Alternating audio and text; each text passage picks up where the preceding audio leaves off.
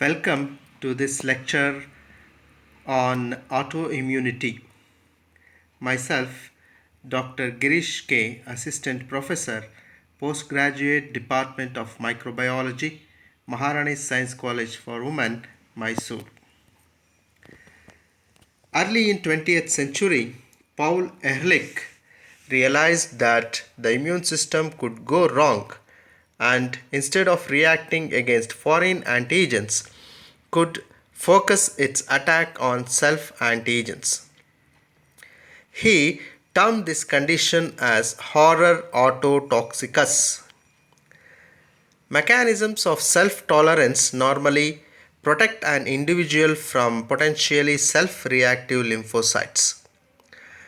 A breakdown in this regulation can lead to activation of self reactive clones of T or B cells, generating humoral as well as cell mediated responses against self antigens. This inappropriate response of the immune system against self components is called autoimmunity. Sometimes the damage to self cells or organs is caused by antibodies. In other cases, the damage is caused by the T cells.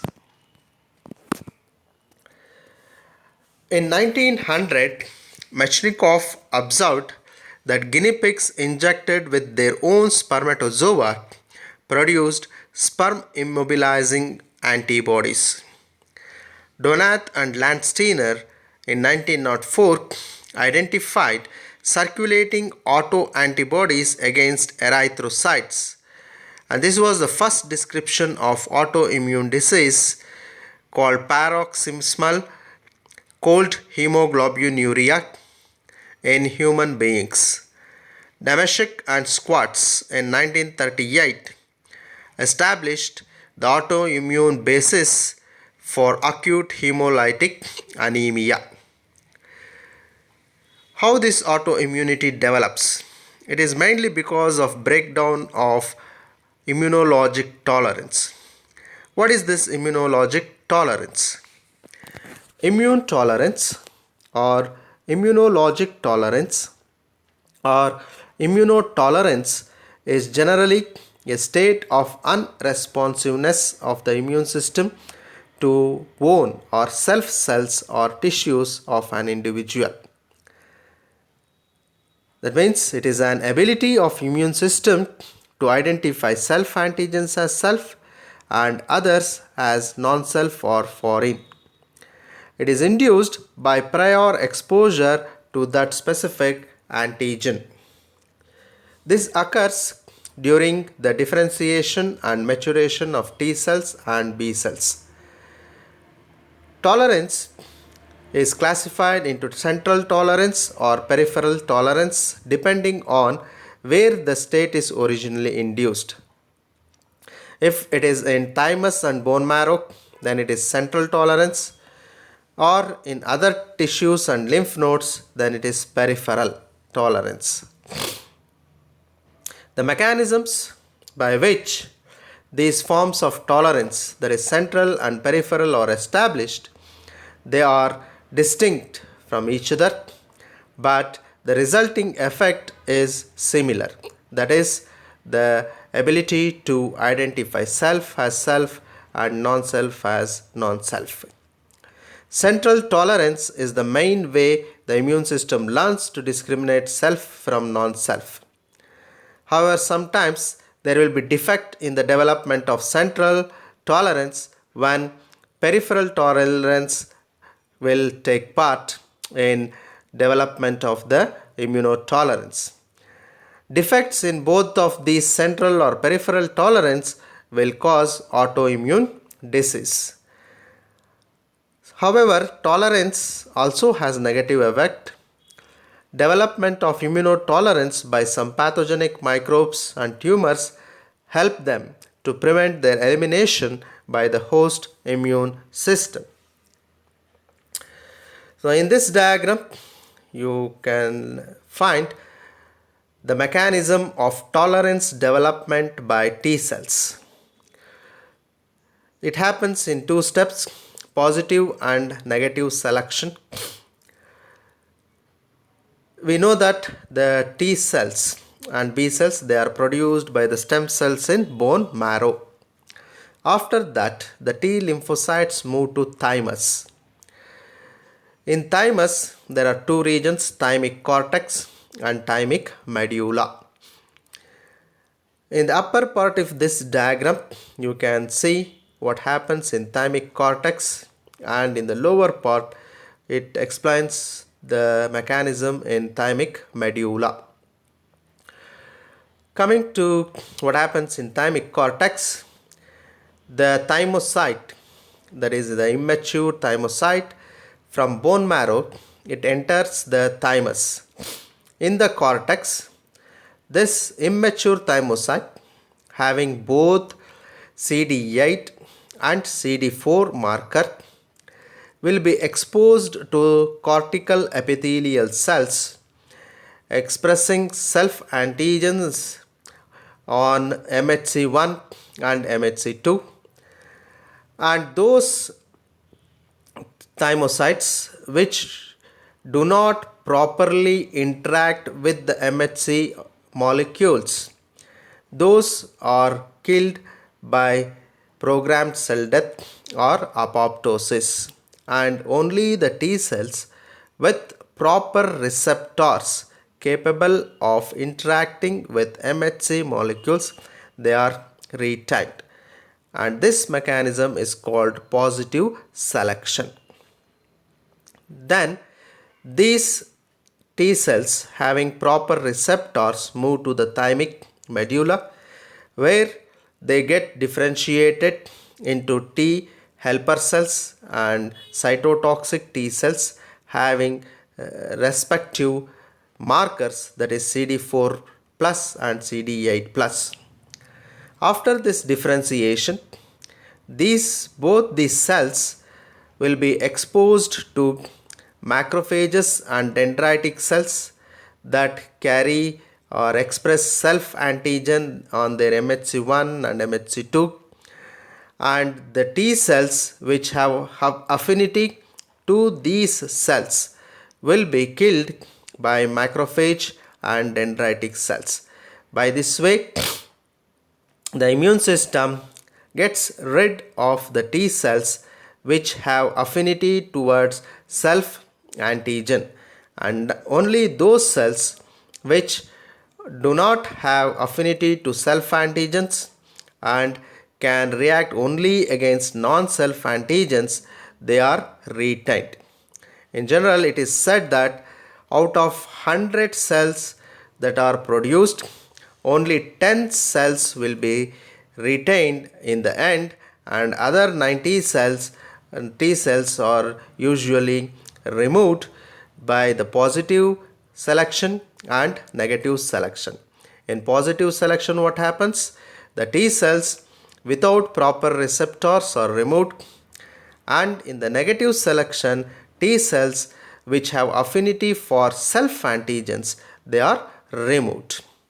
And this negative selection is also called clonal deletion.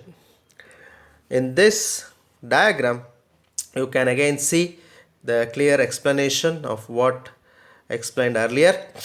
That means initially the precursor cells will have both the markers, that is CD4 marker and CD8 marker.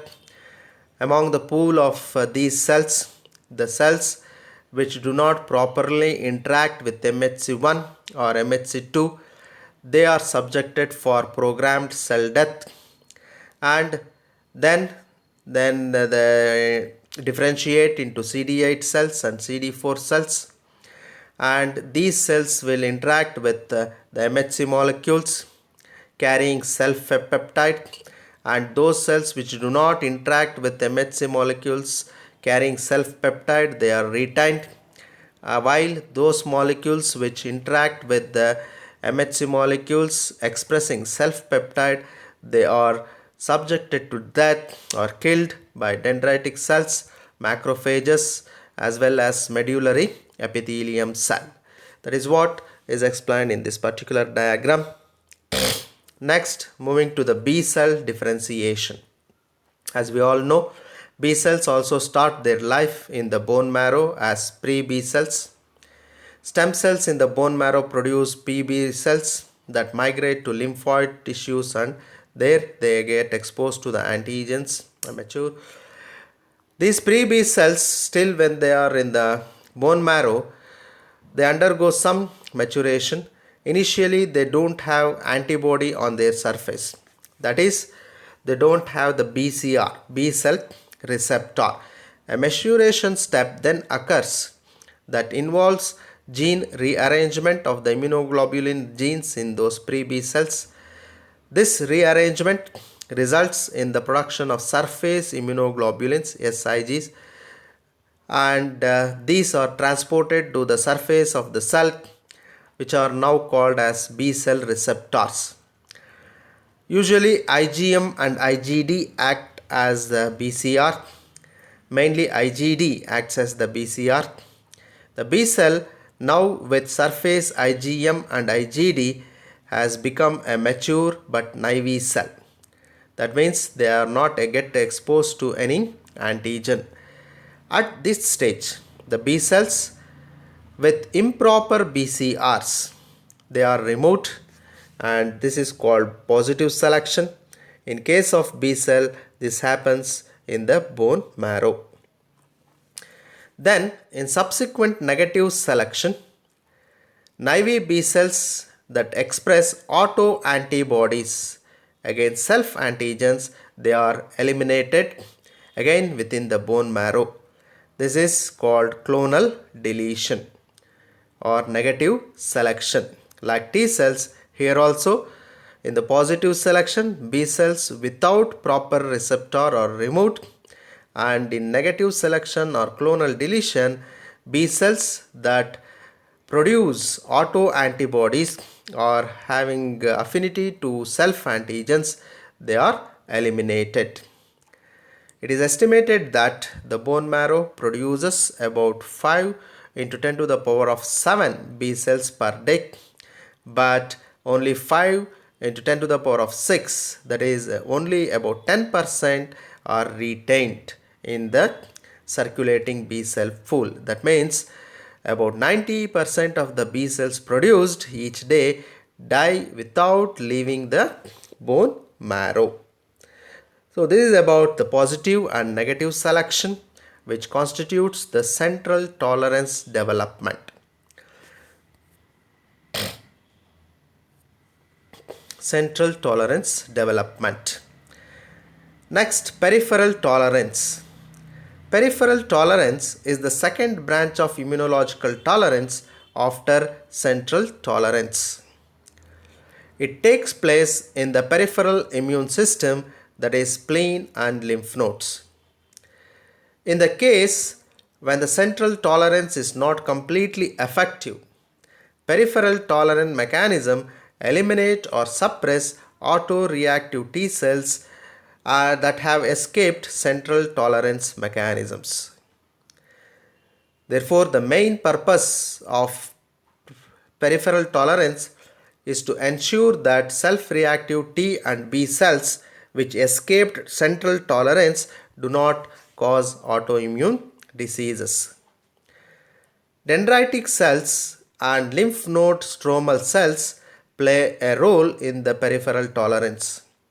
Both of these are able to induce CD8 T cell tolerance by presentation of the antigens on MHC1 molecules, and the CD4 T cell tolerance by the presentation of antigen on MHC2 complexes.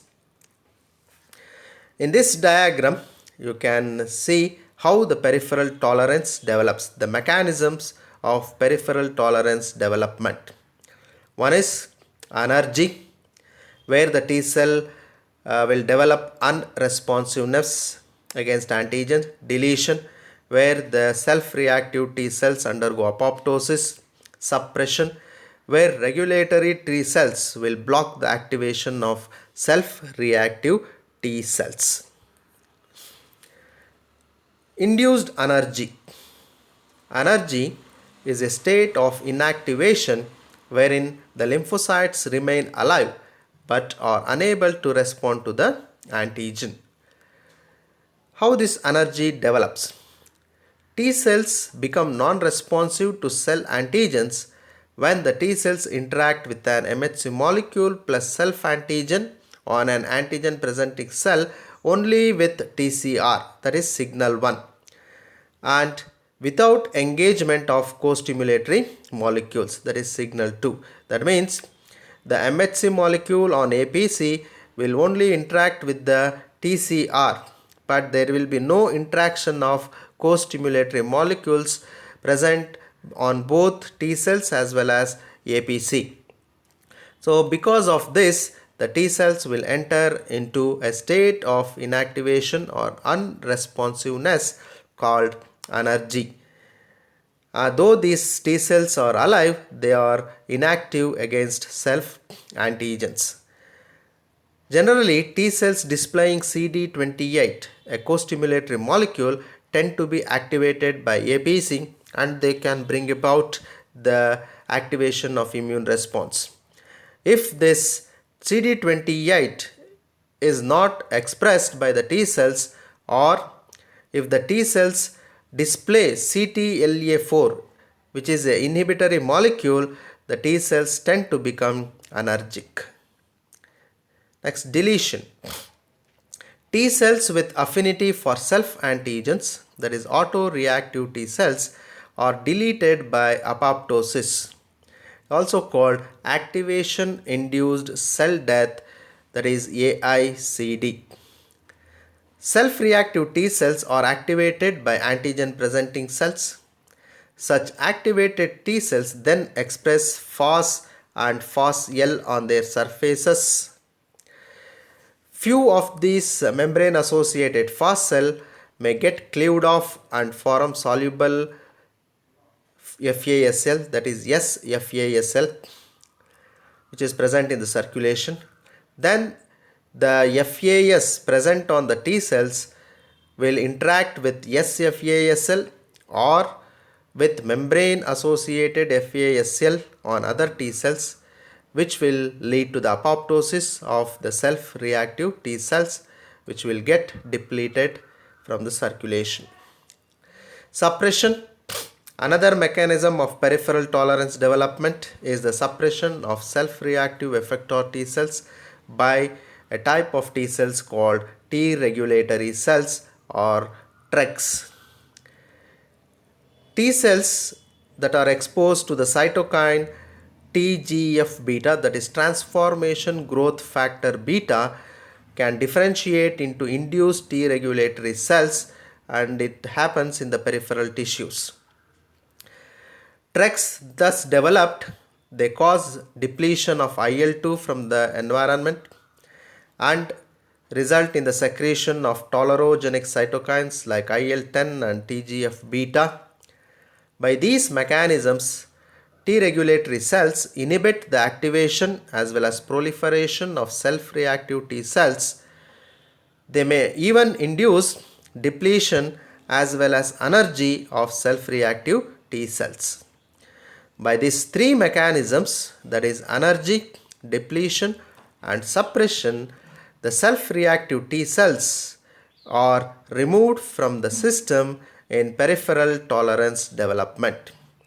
By this both central tolerance and peripheral tolerance, the immune system develops tolerance, that means the ability to differentiate between self antigens as self and non-self antigens as non-self. If this tolerance breaks down, then individual is prone to the development of autoimmune response, that is, they will induce or develop the immune response against self antigens when the response will damage one's own cells, tissues or organs. Factors inducing autoimmune responses. Factors inducing autoimmune responses. In this, the first one is genetic predisposition to autoimmune diseases. Researchers observed that there is a tendency of autoimmune diseases inheritance in families, that is heredity. They can transfer from one generation to another generation. This suggested that there might be some genes that are involved in the development of autoimmune diseases. The genetics of autoimmune diseases in humans are complex and apparently involve many genes. However, only a few of the genes that are involved in the pathogenic mechanisms of autoimmune diseases have been known by many studies. And these genes have been identified to belong to three major groups, that is, the genes that code for immunoglobulins, the genes that code for T cell receptors, the genes which code for major histocompatibility complexes, that is MHC. Any modification or variation in these genes can induce the development of autoimmune responses. Next, neoantigens. We know that all the somatic cells in our body can express antigens on MHC1 on their surfaces. Cells or tissues which express such self-antigens may undergo antigenic alteration as a result of physical, chemical or biological influences and result in the development of neoantigens and express those neoantigens on their surface. When the self cells express neoantigens and their surface, that is modified antigens on their surface, it will definitely induce immune response. How these neoantigens develop? That is, they rise because of mutations. We all know physical agents such as irradiation may cause mutation and thereby antigenic alteration. Photosensitivity and cold allergy can also result in antigenic alteration. Chemicals such as drugs and others may alter the antigenic nature of cells and tissues. Microorganisms, particularly viruses and other intracellular pathogens, may induce alteration of cell antigens, and bacterial enzymes also can induce cell antigen alterations. All these antigen alterations result in neoantigens, and when these are expressed on cell surface, definitely they induce an immune response that, while targeting the neoantigen, will cause damage to the tissue or organ carrying that particular neoantigen. Cross-reacting foreign antigens. Foreign antigens that are similar to self-antigens can induce an immune response acting against themselves and also damaging the particular organ or tissue in the host that carries similar self-antigen. Such foreign antigens are cross-reacting antigen. One of the example is when an individual is immunized with anti-rabies vaccine which has sheep brain tissue, there may be neurological damage due to cross-reaction between human and sheep brain antigens. Such immunological injury can also occur due to cross-reacting antigens during infections. For example, the staphylococcal M protein and the heart muscles share antigenic characteristic. Immune response that develops against repeated staphylococcal infection can even damage the heart. Molecular mimicry. The self-antigens and some microbial antigens may share epitopes with identical peptide sequences. Example, Shigella flexneri and HLA-B27 in humans, Mycobacterium tuberculosis and self-antigens of joint membranes. When the host immune system targets the pathogens, due to the identity, the immune response also can target the self-antigens, resulting in the damage to that particular tissue or organ. Polyclonal B cell activation. In general, what we observe is when an antigen enters our body, it activates the development of corresponding B cell, which is very much specific to that particular antigen. But sometimes certain stimuli non-specifically turn on multiple B cell clones. Enormous production of B cells will be there which don't have any specificity. That means they are not targeting any antigen. But some of these non-specific B cells can produce antibodies which can target self-antigens, resulting in autoimmunity. Such happenings can be observed when we are infected with pathogens releasing or carrying super antigens. Breakdown of immunotolerance. This may lead to the emergence of clones of immunocompetent cells, both B and T cells. That means when in an individual immunotolerance development is improper, then obviously that will result in the production of B and T cells capable of mounting immune response against self antigens. Nothing but development of autoimmune response. Lastly, sequestered antigens. Sequestered antigens means the antigens which are covered, not exposed to immune system. Certain self-antigens are present in closed system and are not accessible to the immune apparatus. They are known as sequestered antigens. For example, lens antigen of the eye, sperms with develop on puberty. These antigens do not circulate in the blood. Hence, immunological tolerance does not develop against these antigens.